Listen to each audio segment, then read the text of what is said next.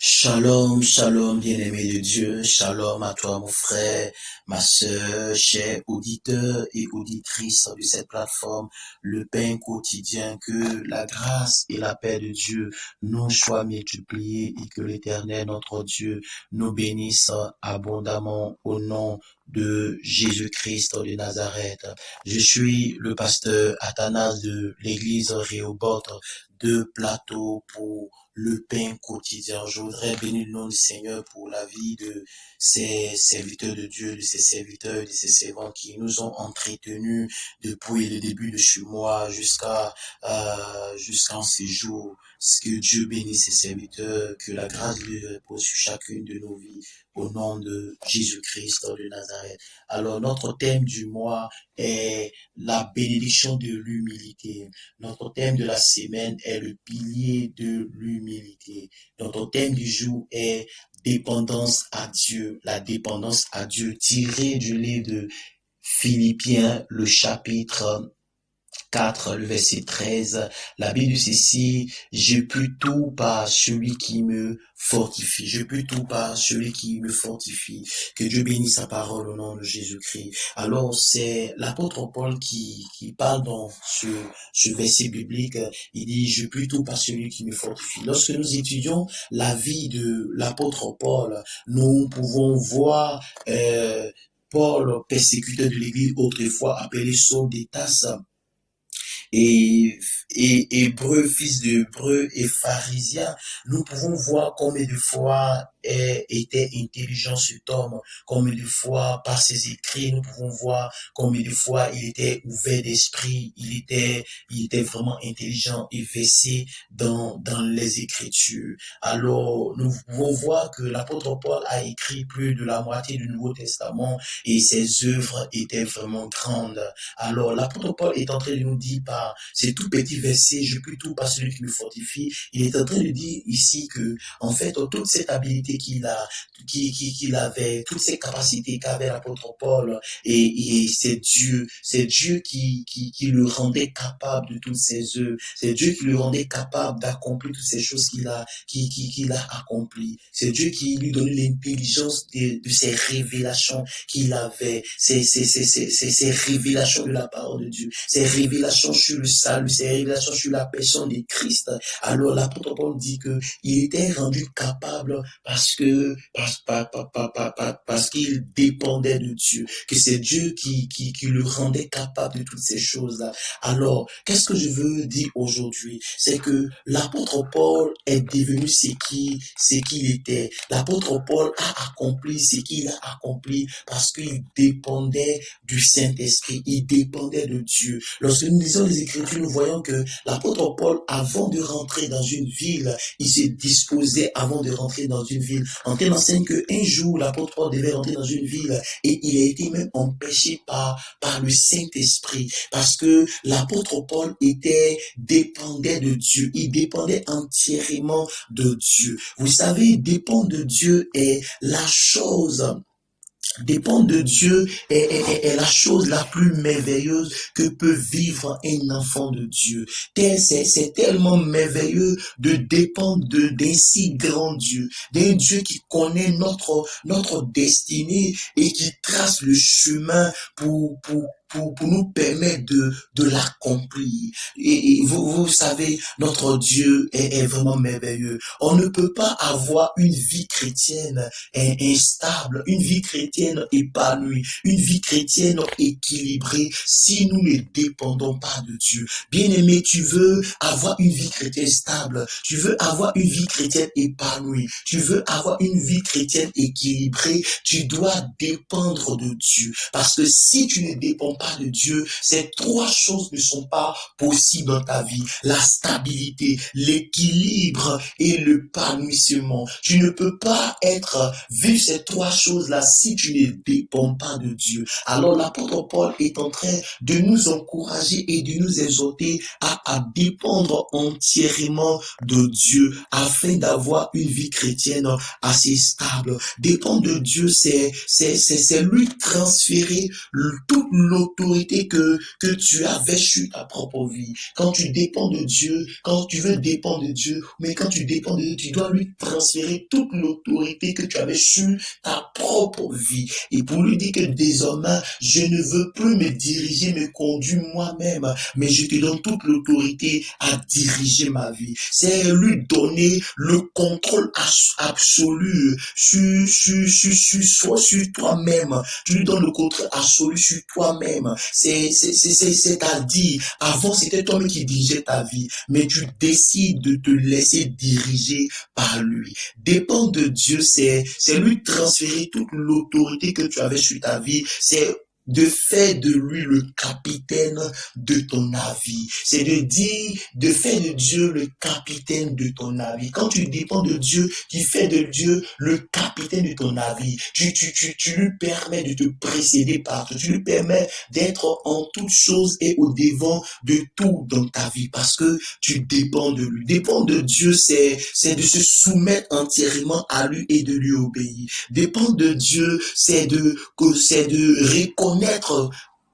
le reconnaître comme ton créateur et toi comme étant son enfant, comme étant sa créature. Dépendre de Dieu, c'est de reconnaître que la Bible est vraie et qu'elle est la parole de Dieu qui t'a été donnée pour t'instruire. Tu dois reconnaître que la Bible d'abord est vraie, que c'est la parole de Dieu qui t'a été donnée pour t'instruire. Parce que si tu ne reconnais pas que la Bible est vraie, que c'est la parole de Dieu, tu ne pourras pas te soumettre à la parole de Dieu. Tu ne pourras pas obéir à la parole de Dieu. Ce qui peut te permettre de te soumettre à la parole de Dieu, c'est de reconnaître que la Bible est vraie, que c'est la parole de Dieu qui a été donnée pour ton instruction. Dépendre de Dieu, c'est de marcher avec crainte et tremblement à la règle de la parole de Dieu. Quand nous dépendons de Dieu, cette dépendance nous rend capable. La dépendance à Dieu nous rend capable de toute bonne œuvre. La dépendance à Dieu nous rend capable d'accomplir des choses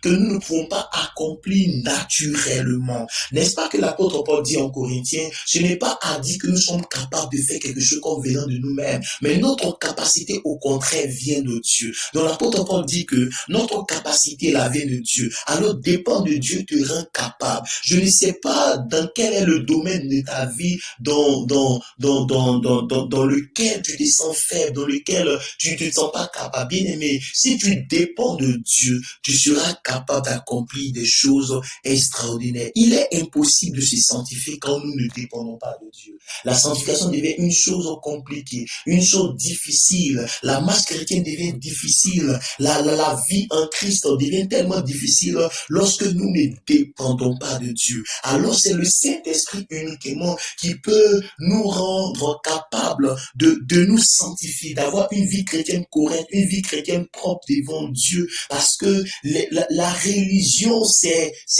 tout moyen que les hommes utilisent afin de plaire à Dieu, mais tous ces moyens-là, il est impossible de plaire à Dieu par la religion. C'est pourquoi Dieu est venu vers nous et il nous a tendu la main par Jésus-Christ de Nazareth. C'est Jésus qui nous rend capables de vivre dans la sainteté, de vivre dans la sanctification, de prier, de jeûner et de faire toutes ces choses. Tant que nous ne dépendons pas de Dieu, nous ne pourrons pas accomplir toutes ces choses. La vie chrétienne est conduite par le Saint-Esprit. La Bible dit que tous ceux qui sont conduits par le Saint-Esprit sont fils de Dieu.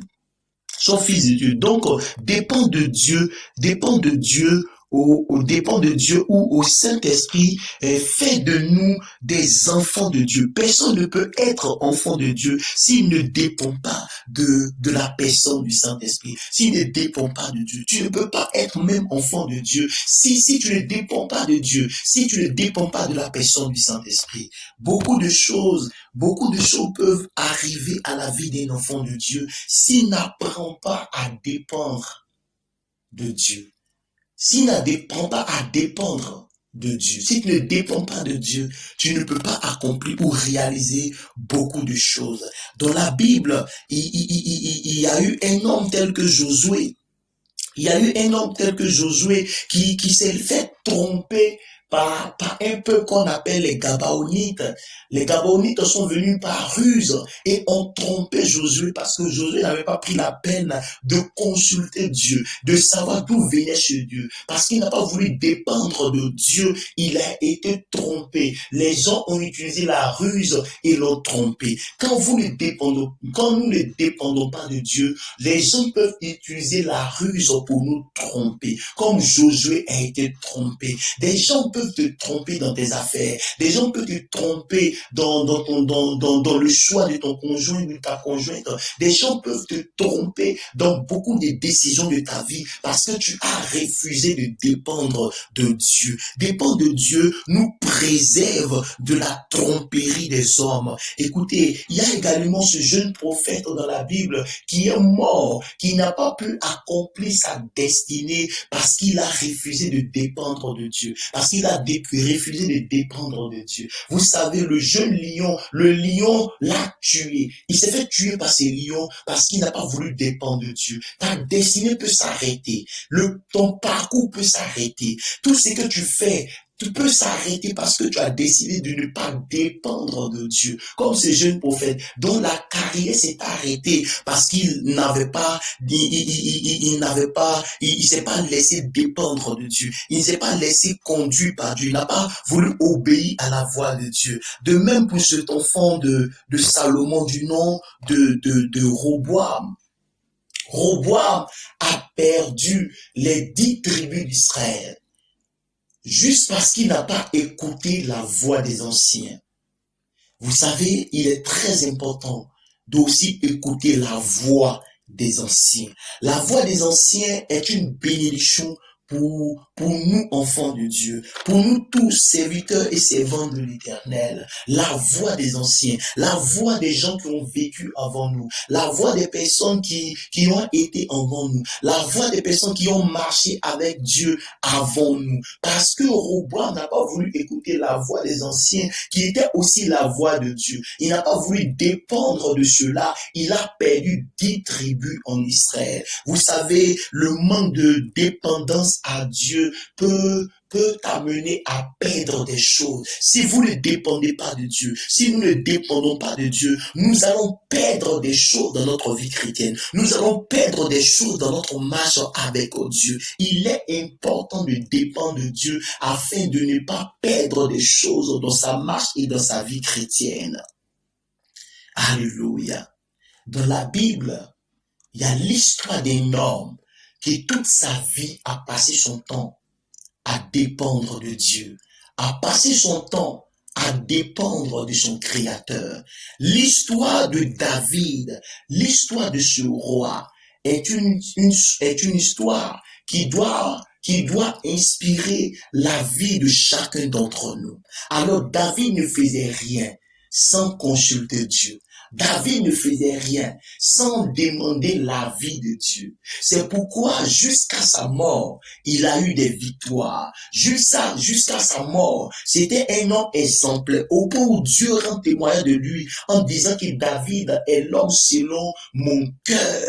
Parce que David dépendait entièrement de Dieu. Quoique David avait des faiblesses, mais c'était pas là le problème. C'est qu'il dépendait de Dieu. Même dans ses fleuves, vous voyez que lorsque il a tué Uri, qu'il a couché avec la femme d'Uri, parce qu'il dépendait de Dieu, il s'est repenti lorsqu'il a vu qu'il était en erreur. Quand tu dépends de Dieu, tu as cette facilité de te repentir. Tu as cette facilité de toujours revenir sur tes pas. Tu as cette facilité de reconnaître ton tort. Nous devons dépendre de Dieu. C'est ce qui nous donnera la victoire dans les guerres. Nous devons dépendre de Dieu. Ça va éviter que tu te trompes. Ça va éviter que des gens te trompent. Nous devons dépendre de Dieu. Ça va éviter que tu meurs tôt. Nous devons dépendre de Dieu. Ça va éviter que tu perdes des choses dans le parcours de ta destinée. Prenons exemple sur la vie de David. Cet homme qui était un modèle, qui dépendait entièrement de Dieu. Alors je prie que le Seigneur nous donne de dépendre entièrement de lui. Au nom de Jésus-Christ. Amen. Shalom chez vous.